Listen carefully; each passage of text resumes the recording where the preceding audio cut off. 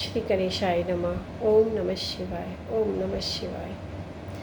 मैना को प्रत्यक्ष दर्शन देकर शिवा देवी का उन्हें अभिष्ट वरदान से संतुष्ट करना तथा मैना से मैनाक का जन्म।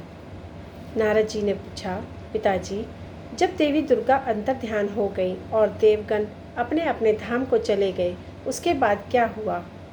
ब्रह्मा जी ने कहा, मेरे पुत्रों में श्रेष्ठ विप्रवर नारद, जब विष्णु आदि देव समुदाय हिमालय और मैना को देवी की आराधना का उपदेश देकर चले गए, तब गिरिराज हिमाचल और मैना देवी दंपति ने बड़ी भारी तपस्या की।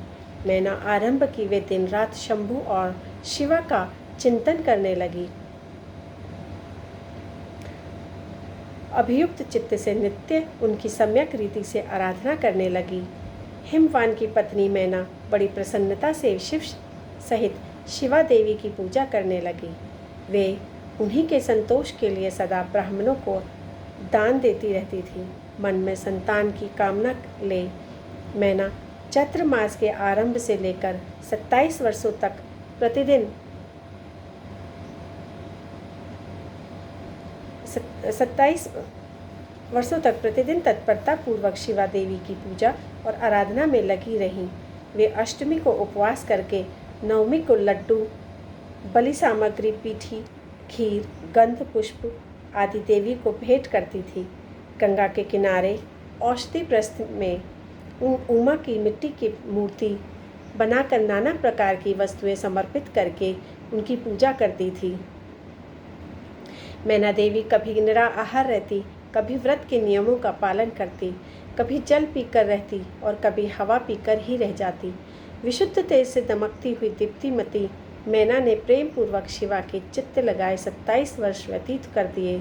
27 वर्ष पूरे होने पर जगन्मयी शंकर कामिनी जगदम्बा उमा अत्यंत प्रसन्न हुई। मैना की उत्तम भक्ति से संतुष्ट हो वे परमेश्वरी देवी उन पर अनुग्रह करने के लिए उनके सामने प्रकट हुई। तेजोमंडल के बीच में विराजमान तथा दिव्य अवयव से संयुक्त उमा देवी प्रत्यक्ष दर्शन दे मैना से हंसती हुई बोली। देवी ने कहा, गिरिराज हिमालय की रानी महासाध्वी मैना, मैं तुम्हारी तपस्या से बहुत प्रसन्न हूँ। तुम्हारे मन में जो अभिलाषा हो उसे कहो।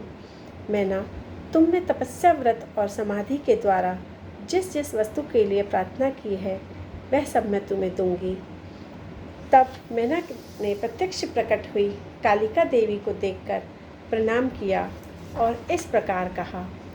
मैना बोली, इस समय मुझे आपके रूप का प्रत्यक्ष दर्शन हुआ है, अतः मैं आपकी स्तुति करना चाहती हूँ। कालिके, इसके लिए आप प्रसन्न हो।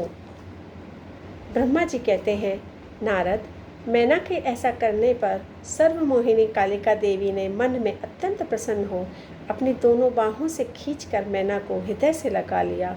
इससे उन्हें तत्काल महाज्ञान की प्राप्ति हो गई। फिर तो मैना देवी प्रिय वचनों द्वारा भक्ति भाव से अपने सामने खड़ी हो कालिका की स्तुति करने लगी। मैना बोली, जो महामाया जगत को धारण करने वाली चंडिका, लोकधारिणी तथा संपूर्ण मनोवांछित पदार्थों को देने वाली उन महादेवी को मैं प्रणाम करती हूँ।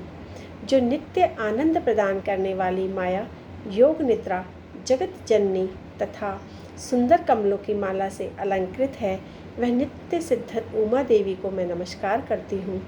जो सबकी माता मई, नित्य आनंदमयी, भक्तों को शोक का नाश करने वाली तथा कल्प पर्यंत नारियों एवं प्राणियों की बुद्धि रूपिणी उन देवी को मैं प्रणाम करती हूँ।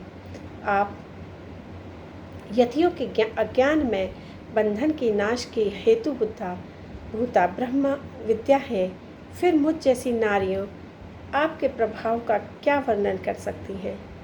अर्थवेद की जो हिंसा है वह आप ही हैं। देवी, आप मेरे अभिष्ट फल को सदा प्रदान कीजिए। भावहीन तथा अदृश्य नित्य अनित्य तन्मात्राओं से आप ही पंचभूतों की समुदाय को संयुक्त करती हैं। आप ही उनकी शाश्वत शक्ति हैं। आपका स्वरूप नित्य है।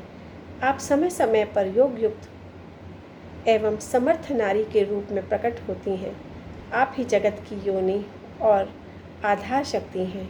आप ही प्राकृत तत्वों से परे नित्या प्रकृति कही गई है, जिसके द्वारा ब्रह्मा को स्वरूप वश में किया जाता है। वह नित्या विद्या आप ही हैं।